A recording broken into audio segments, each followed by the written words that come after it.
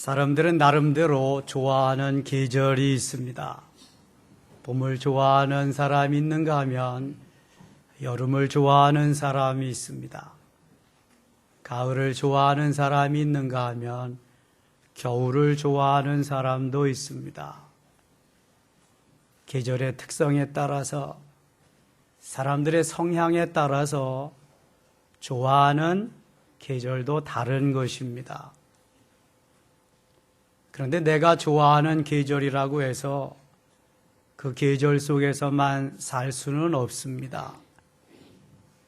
어느 계절이 주어지든지 거기에서 맞추어 살아가야 되는 것이 우리의 삶인 것입니다. 우리 인생에게도 사계절이 있습니다. 태어나면서 유소년 시절을 지나는 봄 같은 계절이 있고요. 왕성하게 성장해 가면서 일하는 청년 시절이 있고요. 또 열매를 거둘 수 있는 장년 시절이 있습니다. 그런가 하면 인생을 마감해야 하는 노년 시절도 있는 것입니다. 청장년 시절만 있다면 얼마나 좋겠습니까? 내가 그렇게 원한다고 되어지는 것은 아닙니다. 마찬가지로 영적에도 영적인 사계절이 있습니다. 예수 그리스도를 영접하고 예수 생명이 심겨지는 그때부터 우리는 살아가게 되죠.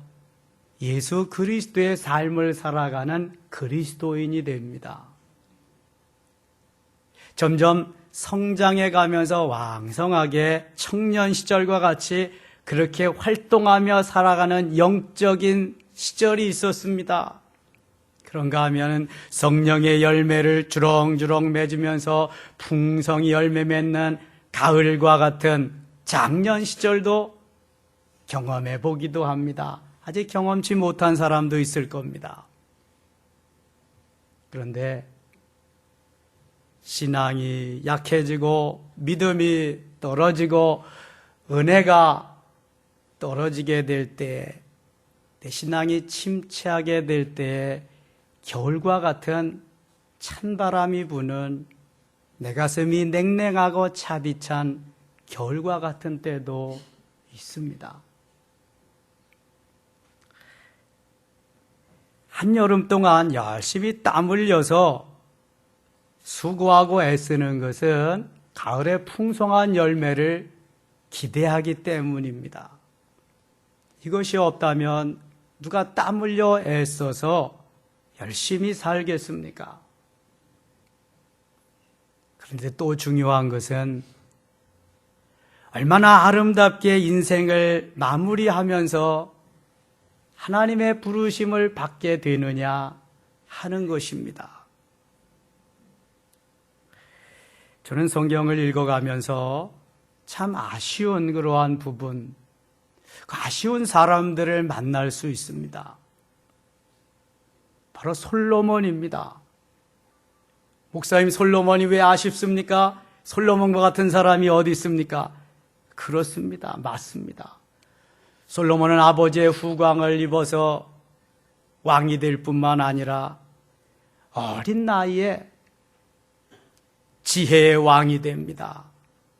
뿐만 아니라 하나님은 그에게 부귀와 영화와 권세와 거의 모든 것을 다 주셨습니다. 20대의 왕이 되고 40년 동안 그는 누려보지 않은 것이 없을 정도입니다.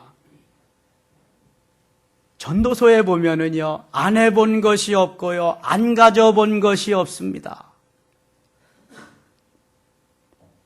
그러나 그의 말년은 비참했습니다.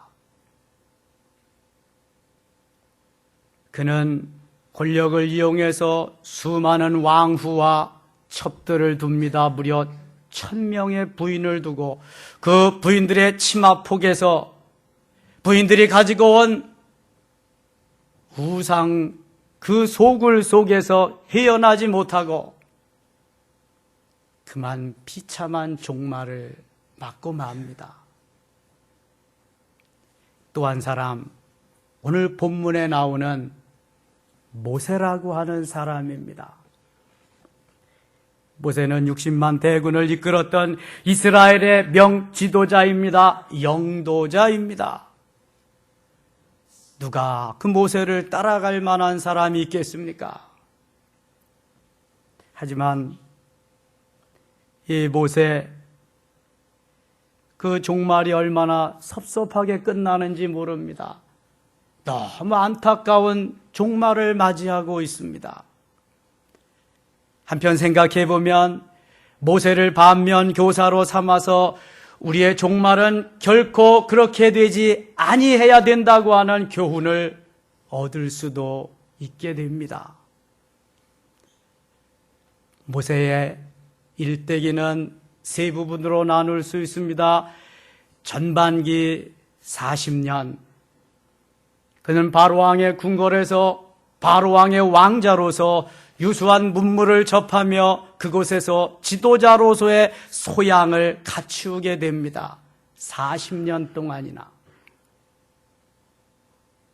그리고 나라와 민족을 위해서 한번 일하게 보겠다고 하던 그의 마음은 살인하게 되었고 도망자로서 저 미디안 광야에 가서 장인 이드로의 양을 치면서 40년을 보내게 됩니다. 미디안 광야는 모세를 모세되게 하는 훈련의 장소였습니다. 그것은 모세를 내려놓게 하고 비우게 하고 깨어지게 하면서 모세의 영적인 상태를 점검해가며 훈련해가면서 만드는 너무도 귀한 시절이었습니다. 여러분 분명히 들으세요. 우리가 광야의 시절을 거치지 아니하면, 내려놓고 깨어지고 녹아지는 훈련을 행하지 아니하면 아름답게 만들어질 수도 없을 뿐만 아니라 멋지게 하나님이 쓰시는 그릇으로 사용되어질 수가 없습니다. 모세를 만드는데 그 광야의 훈련은 40년씩 걸렸습니다. 40년 동안 지도자로서 200만 내지 300만을 이끌 수 있는 영도자로서의 소양을 키우면서 뭐든 하나님이 원하시는 삶의 자리로 나아가게 됩니다. 외롭고 힘들고 어려울 때도 있었지만 능히 훈련을 잘 견디게 됩니다. 그리고 마지막 40년, 그의 나이 80세 때 하나님이 모세를 부르십니다. 그리고 모세에게 귀한 사명을 맡기십니다. 80년 훈련 끝에 하나님의 멋진 도구로 쓰임받게 된 것입니다. 할렐루야. 훈련하고 연단하고 만들어지면 하나님은 찾아다가 쓰십니다. 만들어진 그릇이, 만들어진 도구가 없어서 그렇지요. 하나님은 열심히 누가 언제 어디서 만들어지고 있나 보고 계십니다. 찾고 계십니다. 그리고 그에게 맡기십니다. 장정만 60만, 여인과 어린이들을 합해서 200만 내지 300만을 모세 혼자 이끌어갑니다. 얼마나 어렵겠습니까? 여러분, 군대에서 한 분대를 이끌어가는 분대장도 힘들고요. 한 반에서 반을 이끌어가는 반장도 어렵습니다. 한두 명, 수십 명도 아니고 200만 내지 300만입니다. 한번 상상을 해보세요. 별 사람 다 있지 않겠습니까? 지나고 보니 모세 한 것이 없지만 다 하나님의 은혜였습니다. 하나님의 사랑이었고요. 하나님의 능력이었고요. 하나님의 기적이었고요. 하나님의 은총이었습니다. 모세는 못한다고 뻗혔습니다. 말도 못해요. 나는 능력도 없어요. 내가 누구냐? 내가 너와 함께 하리니 가라. 하나님은 모세를 부르시고 모세에게 할 수 있도록 역사하십니다. 모세는 믿음으로 순종합니다. 신앙으로 순종하면서 그 길을 갑니다. 하나님이 그를 통해서 구속의 역사를 이루십니다. 애굽에서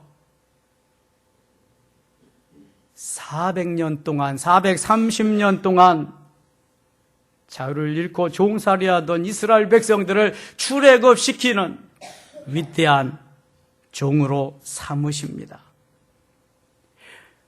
모세가 하나님의 명령을 받고 애굽에 가서 10가지 재앙을 내릴 때나, 그 다음에 시내산에 올라가서 계명 율법을 받을 때 모세의 얼굴에서는 광채가 났다고 했습니다. 하나님이 그 영광을 보게 하셨습니다. 그리고 백성이 감히 모세에게 도전하지 못하도록 그렇게 하셨습니다. 그런데요, 어디 좋은 일만 있습니까? 백성들은 걸핏하며 왜 먹을 거 주지 않느냐고 대듭니다. 왜 우리에게는 물을 주지 않느냐고 말합니다. 고기는 왜 없냐고 합니다. 그뿐입니까? 애굽에는 왜 묻을 땅이 없어서 여기까지 데려와서 우리를 여기에서 죽게 하느냐고 난립니다. 모세 하고 싶어서 한 거 아닙니다. 핑계도 대고 이 핑계 저 핑계 못하겠다고 해봤지만 하나님은 함께 하리니 내가 해라, 내가 가라, 내가 담당해라고 그렇게 하라고 말씀하셔서 모세는 순종한 것뿐입니다. 그런데 모세에게 다가오는 것은 엄청난 도전입니다. 시련입니다. 역경입니다. 모세가 40년 동안 겪은 환난과 고통, 고난은 이루 헤아릴 수가 없습니다. 여러분, 이것은 지도자만이 갖는 고통입니다. 구역을 이끌어봐도 알지요. 한 선교회를 이끌어봐도 알지요. 해봐야 합니다. 안 해보면 모릅니다. 수많은 어려움을 이기면서 여기까지 왔습니다. 모세가 40주야를 저 시내산에 올라가서 하나님과 대면하며 하나님이 주신 10가지 계명을 가지고 내려오게 됩니다. 그런데 기가 막힌 현장이 벌어지지 않았습니까? 하나님 말씀하십니다. 이 백성은 목이 곧고 패역한 백성이다. 내가 다 진멸하고 가나안 땅에 데리고 가지 않을 것이다. 청천벽력 같은 하나님의 말씀이 내립니다. 그리고 너와 내 후손으로 이 민족을 이루리라. 그때 모세는 하나님 앞에 엎드려 간절히 부르짖습니다. 하나님, 이 백성을 데리고 가지 않으시려거든 저는 안 가겠습니다. 제 이름을 생명책에서 지워주세요. 모세는 하나님 앞에 간절히 다시 한번 부르짖습니다. 하나님께서는 모세의 기도를 들으시고 진노를 거두십니다. 그런데 이상한 것은 백성들은 죄가 많기 때문에 가나안 땅에 데리고 가지 않더라도 모세만은 데리고 가겠다고 하시던 하나님이 이제 여호수아와 갈렙은 데리고 가고 출애굽 2세들은 가나안 땅에 데리고 갈지언정 너는 데리고 가지 못하겠다는 것입니다. 어찌 된 일입니까? 어떻게 해야 좋겠습니까? 얼마나 안타까운 그러한 현실인지 알 수가 없습니다. 모세는 산사람입니다. 시내산에서 율법과 계명을 받았고요. 호렙산에서 부름을 받았습니다. 미스가산에서 죽어가는 산사람입니다. 이제 하나님은 모세에게 말씀하십니다. 너는 들어가지 못하리라.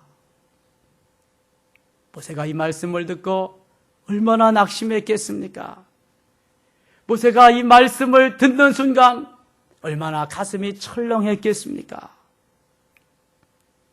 우리 오늘 다 함께 본문 25절 말씀을 읽겠습니다. 25절입니다. 구하오니 나를 건너가게 하사 요단 저쪽에 있는 아름다운 땅, 아름다운 산과 레바논을 보게 하옵소서. 아멘. 하나님, 나로 하여금 요단강 건너가서요, 하나님이 말씀하시는 젖과 꿀이 흐르는 땅, 아름다운 땅 밟아보게 하시고 거기에 살 수 있도록 도와주세요. 간절한 모세의 바람이며, 또 여기까지 모세가 그렇게 해왔으니 당연히 모세는 제일 먼저 요단강을 건너고 가나안 땅을 밟아야만 합니다. 누구라도 인정하지 않습니까? 여러분 그렇게 인정하지 않습니까? 근데 하나님은 아니라고 하십니다. 26절 같이 읽겠습니다. 여호와께서 너희 때문에 내게 진노하사 내 말을 듣지 아니하시고 내게 이르시기를 그만해도 족하니 이 일로 다시 내게 말하지 말라. 그만해도 족하니 이 일로 다시는 내게 말하지 마라. 다 끝난 사항이다. 신명기는요, 광야 40년을 다 마무리하고 광야 끝, 제 뒤에 요단강이 흐른다고 한다면 뒤편엔 가나안 땅입니다.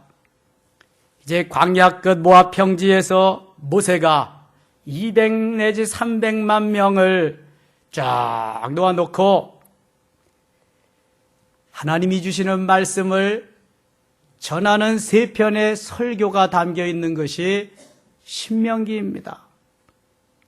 신명기의 주 내용은 순종하면 축복이요, 불순종하면 저주받는다는 내용입니다. 모세가 백성들에게 이 말씀을 쭉 전하면서 하나님이 내게 이렇게 말씀하셔서 나는 너희들과 함께 가나안 땅에 들어갈 수 없구나. 이제 너희들은 여호수아를 중심으로 해서 가나안 땅을 정복하고 나누는 일을 해야 된다 하는 것을 오늘 본문에서 말씀합니다. 그만해도 족하니 이 일로 다시 내게 말하지 말라. 모세의 마음은 천갈래 만갈래 찢어지는 듯 아팠을 것입니다. 저는요, 왜 하나님이 가나안 땅에 모세를 밟게 하지 않으셨을까 궁금증이 참 많았습니다. 모세 같은 사람이 가나안을 들어가지 못한다면 과연 누가 들어갈 사람이 있겠는가? 아무도 없습니다. 그런데 하나님은 그 이유를 말씀하십니다. 민수기 20장 10절에 보면은요, 거기에 이스라엘 백성들이 물이 필요해서 물을 달라고 하는데 모세가 간절히 원망을 들으면서 하나님 앞에 기도했더니 하나님이 반석에게 명하여 물을 내게 하라 그러시거든요. 그런데 모세는요, 너무 많은 원망과 불평과 하소연과 이런 백성들의 말을 너무 많이 들었기 때문에 그만 뚜껑이 열리고 말았어요. 열을 받다가 보니까 제 페이스를 다 잃어버리고 말았습니다. 그래서 저들에게 한다는 말이 패역한 너희여, 반역한 너희여 들으라. 내가 이 반석에서 물을 내랴. 이렇게 말합니다. 하나님은 모세에게 뭐라 그랬어요? 반석에게 명하여 물을 내게 해라. 그럼 모세는 어떻게 해야 돼요? 반석아 물을 내라 한마디만 하시면 반석은 물을 낼 겁니다. 그런데 모세는 감정이 복받쳐 올라서 그 말씀 잊어버리고 가지고 있던 지팡이를 가지고 반석을 2번씩이나 칩니다. 패역한 너희여, 반역한 너희여, 내가 이 반석에서 너희를 위하여 물을 내랴. 그 사건으로 인해서 모세는 가나안 땅에 들어가지 못했다는 것입니다. 세상에는요, 살인자도 회개하면 천국에 가고요, 반역자도 회개하면 용서하십니다. 베드로를 보세요. 큰 소리는 혼자 다 치고 혼자 무슨 일 다 할 것 같았는데 3번씩이나 주님을 모른다고 부인했습니다. 그것도 맹세하고 저주까지 했습니다. 그래도 하나님은요, 회개시키셔서 베드로에게 은혜 받게 하셔서 오순절 사건을 경험하게 하셔서 초대교회에 사도행전 전반부 1장부터 12장을 주도하고 주도적으로 역사하는 주역으로 만드십니다. 그런데 어찌하여 모세는 단 한 번의 잘못으로 인해서 가나안 땅을 밟지 못한다는 겁니까? 너무 안타까운 사건이지요. 여기에는 모세의 사명은 이쯤에서 끝이라는 것입니다. 여러분, 나의 사명 다할 때까지 충성하고 헌신해야 됩니다. 그런데 내가 하고 싶다고, 내가 더 하고 싶다고 되는 것도 아니라 하나님께서 주신 그 수명만큼, 하나님께서 시간 연장해 주는 만큼 그만큼만 가능한 것이지 내 마음대로 어떻게 할 수 있는 것이 결코 아닌 것입니다. 모세의 사명은 여기까지입니다. 이스라엘 백성들을 출애굽시켜서 광야 40년 동안 인도하는 거기까지. 나머지는 내 몫이 아니야. 나머지는 내가 내 후계자 여호수아에게 맡길 거야. 너는 그만해도 족한 줄 알아라. 그만해도 족한 줄 알아라. 사랑하는 여러분, 내 뜻은 하나님의 뜻과 같을 수 없습니다. 만일 하나님의 뜻과 내 뜻이 같다면 그것은 너무 귀한 것입니다. 그것은 정말 금상첨화요 은혜 위에 은혜입니다. 그러나 내 뜻과 하나님이 같을 수 없는 것은 모세를 보아서 알 수 있습니다. 이사야 55장 8절 보니까 내 생각은 너희 생각과 다르며 내 길은 너희 길과 달라서 이렇게 말씀합니다. 우리는 주로 육신적이요 세상적이요 정욕적입니다. 물질적입니다. 그런데 주님은요 진리적이고 생명적이고 영적입니다. 같을 수가 없습니다. 모세의 바람은 저 가나안 땅도 밟고 가나안에서 봐라 너희들이 나 때문에 여기까지 오지 않았느냐? 한마디쯤 해보고 싶었을 거예요. 하나님은 그런 꼴 못 보십니다. 넌 여기 마지막이야. 내가 하는 거지. 너는 다만 수종드는 거야. 너는 다만 도구야. 너는 다만 나의 그릇이야. 연장이야. 거기까지입니다. 지난주에도 말씀드렸습니다. 고린도후서 12장에 사도 바울이 간절히 육체의 가시를 제거해달라고 3번씩이나 기도했습니다. 그런데 주님은 말씀하셔요. 내 은혜가 내게 족하도다. 내 은혜가 내게 족하도다. 족한 줄 알고 살라는 것입니다.